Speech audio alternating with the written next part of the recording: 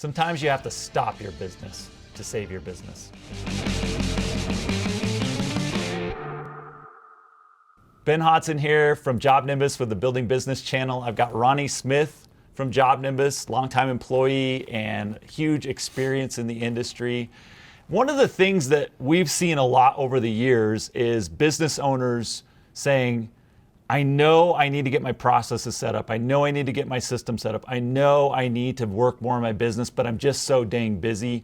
I'll get to it later. Like at the end of the season, I'll be able to do it, or at the start of the season, I'll be able to do it. What do you tell them? Is that? We do actually see that a whole lot. And one of the things that I try to work with the customers on is like, at what point do you want to start working on the business and not in the business? Yeah. And everybody throws that out a lot, but it's very, very true. And by procrastinating, it's like I always try to be proactive versus of having to be reactive. And a lot of the contractors that are in this industry, they're always in a reactive mode. And to break that cycle, don't wait until next week. I mean, or the 3 weeks, because they're still running in this race, and they're just chasing after problems instead of productivity, and being able to see their business really grow. So one of the things that we talk about is like sometimes you just got to stop and take a look at where you are. Now, And that sounds scary, probably. Stop. Because like I can't stop. I got to get revenue. Yeah. We're behind. We got to do this. What do you mean by stop? What I mean by stop is maybe a pause. Sometimes just being able to get together with their team. A lot of times business owners, they only know what they know, and they don't pull their teams involved. And maybe like start to redelegate things to other people, start getting some of the things that they would typically do, pass them off to somebody else. And so they can focus on some of the issues that they need to get solved. And I'll tell you, the biggest piece of this is through the experience of that, of not being ready, is the processes. And what they find out is they're duplicating their processes. And they have all of their employees that are spending all of this extra time and doing things to where they could have cut probably half of that out by just taking a little time and like dialing in their processes to make sure that you don't, because a lot of times they have multiple people doing the same thing. And just figuring that out. So people should wait. So I'm a business owner. How much time per week should I be working on my business, not just working in it? You know, and a lot of people say, well, I just don't have the time. Right. But you won't have the time, and we all have 24 hours a day, 7 days a week. We all have the same amount of time. It's about priority. And even if they could just take an hour, even an hour. Carve an hour a week. Yeah, an hour a week to start out with, and then work it to where they can at least get maybe an hour per day if they had, but at least an hour to 2 hours a week to that they can just focus on the business, focus on the problems to solve them, because if they'll pause long enough to do that, then it's going to save them a lot of headache and not have to wait till the end of the season, because they're trying to they don't make notes of this stuff. They know they had a lot of problems. They had a lot of customers that fell through the cracks, and we'll deal with it at the end of the season, but then it's kind of like out of sight, out of mind. Yep. To where if they'll deal with it then and then make the correction, it makes it for a lot better for them to operate, and it really lowers all their stress levels. Yeah. See that a lot. Okay, so an hour minimum. Yeah. How much does time management play into this? I know that's a common thing that you see. You're talking to an owner and you're going, how are you managing your calendar? I don't have a calendar, or I'm not managing my calendar. I'm on my phone 6 a.m. till 10 p.m. every day, just putting out fires. Nobody's doing what I say, right? Right. How do you get your time under control so you have this hour or a couple hours a week? So I have a couple things that I would probably throw out there. Is earlier on in my life, I started using a technique called power hours. And power hours is kind of developed to where you have a specific time that you're focusing on a certain thing. And a lot of times people are doing things in their own time. In their productive time during the day, their most busiest time, that's when they're checking emails. You know, don't do that. You know, we get up early in the morning, get the emails out of the way, and then there will be a certain time that you're doing like outbound, and then there'll be a certain time you do inbound, or there'll be a certain time you're working on the business. And it's been in my experience, like in an owner, they have an open door, so people are going in and out. Shut your door. Say, hey, if my door's shut, this is my 30 minutes for me to focus on what I need to do. So it's really structuring it, putting it on a calendar, and then letting that become almost your Bible. But setting these power hours really do work to help you power focus on things that need to get done. does it get easier? Let's say you're really busy now. Does it get less busy as you grow?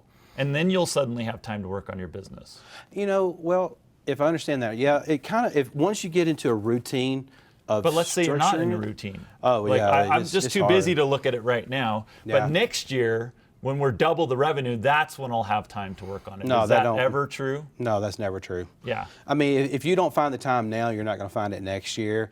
I mean, it's just one of those things. It's like a decision. You got to make a decision, Yep. And it has to be a commitment. And a lot of times they just can't commit to it because they're putting out the things that are happening now instead of focusing on what needs to happen. So I think by just having to put a stop to it, say, hey, look, I'm going to put this on my calendar, and this is my time, here it is, and stick to it. It's just like your workouts. You know, like when you work out, you know every day what day you're going to do that, right? Yep. Because that's your time to really focus, to... But I'm really big. I mean, so money, all that stuff. There's all kinds of factors in the life, right? But right. time is the most important thing, the thing I value the most. And so Yeah. I'm very deliberate about where I spend my time and how much. And that's really important because you're right. I mean, that's all we really do have is time. And it goes back to that same 7 days a week, 24 hours a day. And it's what you're going to do with that time. But I do think that people sometimes they work on the wrong things. You know, we're really big about the books, The Right It, working on the right things. And a lot of times it's getting uncluttered. You know, a lot of times when you're cluttered up, you're not thinking right. But it's a process, and it's not easy to get it going to where you want it to. But then once you do get it in place, then all of a sudden, then it becomes easier. I think in America, a lot of times we see busyness equated with results. Yeah. And they're not. Like, it's almost the opposite. But the more busy you are, sometimes the less productive you are. So busyness and productivity don't go together for me. Mm-hmm. How can you tell if what you're working on is actually productive or if it's just a time sink right now? I think a lot of it would be the levers. What I mean by that is, like, for an example, I've had customers to where they're micromanaging. And they're paying all these people to do a job, but yet what they're doing wasn't good enough. Well, they maybe not be hiring the right people to do it or they didn't train them, or they didn't set the right expectations. Right. And so by the one way that you can tell is, like, when your time, it's almost like you're working yourself out of a job almost, because if it's running smoothly, then all of a sudden you're like, well, man, I got this extra time to do these things, right? So I think part of that result is just being able to see that I've got more time to focus in working in other things to see the results that I want. Okay, so I love that. So it's not going to get easier if you're procrastinating working on your business now. It's not going to be sometime in the future you're going to have more time, you'll have less. It'll just get worse. And two, it's a conscious choice, and it really comes down to managing your time, owning your time, and not letting it own you. That's a great way to put it, honestly. One of the things that you said earlier was stop. And that almost maybe sounds a little shocking when you hear that, because, like, business owners can't stop. Stop is death, right? You always got to be moving forward. But what happens if you've got a problem and you just do a quick Band-Aid fix to put out the fire? Does that problem get better or worse over time, usually? No, I think it actually gets worse.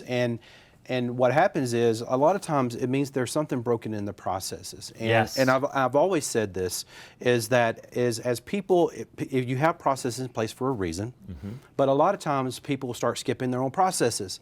And so if sales skips process... We're so busy, we got to skip our process now. Right. And then sales did it, production did it, billing does it, and then all of a sudden now we got this big problem, and it's just compounding over time, and it just keeps getting bigger and bigger and bigger, to where sometimes by just pausing and, like, looking at it, pulling up a 5-minute, like, really quick meeting, hey, look, this is a problem, what are we going to do? I don't want to just put a Band-Aid on it, we need to solve it and then go on.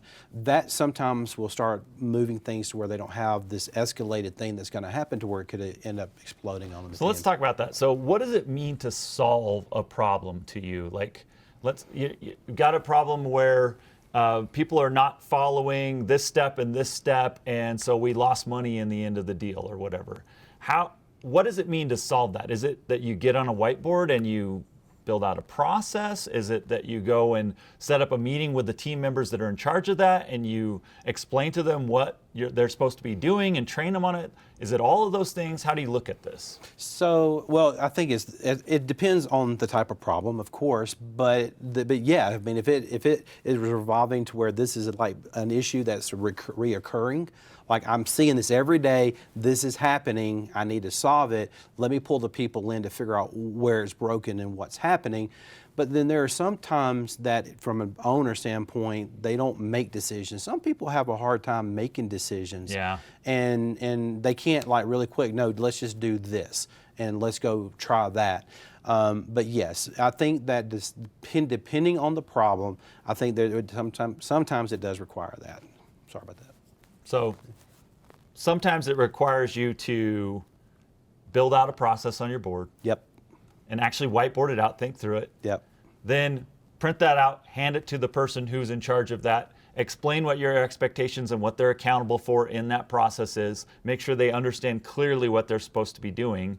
And then there's got to be a third thing here where you have some kind of number or metric. something to measure it, and this ties it all back to metrics here, I guess. You know, and actually we're very big on that even here. Yeah. You know, so we talk about this a lot. So yes, and being able to see what's happening, I do think that depending on what that is, putting a metric, and then also, you know, too is a lot of these customers don't even have like weekly meetings or like one-on-ones, and spending time with that employee and developing them and What's a training best them. practice on one-on-ones? How often should you be meeting with an employee? I think at least once a week you should be able to get with this, even if it's just a quick 30-minute, you got it very detailed. And when you say laid an out. employee, I've got 30 employees in my company, should I be meeting with all 30 all week? That's all my time, Ronnie, you know? No, I think that if you have the right managers in place, and depending on how So you're it's the growing, people reporting to you that there you're you go. talking about. Yeah, Yep, absolutely. got it. So I mean, yeah, I mean, you can't do it all, but if you have the managers in place, depending on your organization, now Should the managers be meeting with their people weekly? Yeah, and let's put this back into construction format. You know, as a business owner, if you have a sales manager, if you have a production manager, and an office manager, then the owner would be meeting with those managers, and they were talking more of manager issues, Yep. company type deals.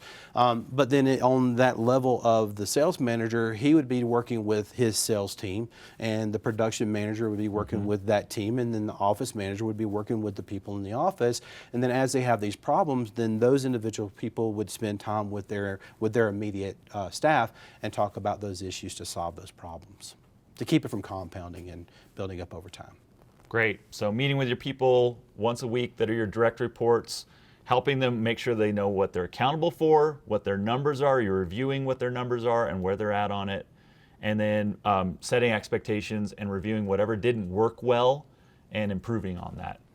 Yes, if that's to sum that up, and the coaching piece of that, you know, we've adopted this thing that we would rather like coach our people, and I think that's part of it to make them better, because they can't get better if they don't know what their problem is. If you're always saying, hey, you did a really, really, really good job, and maybe they are, but maybe they're not, and sometimes people don't see those things. So by opening it up and just having some honest conversations, they can help solve those problems, so it just don't keep building and building and building until it blows up.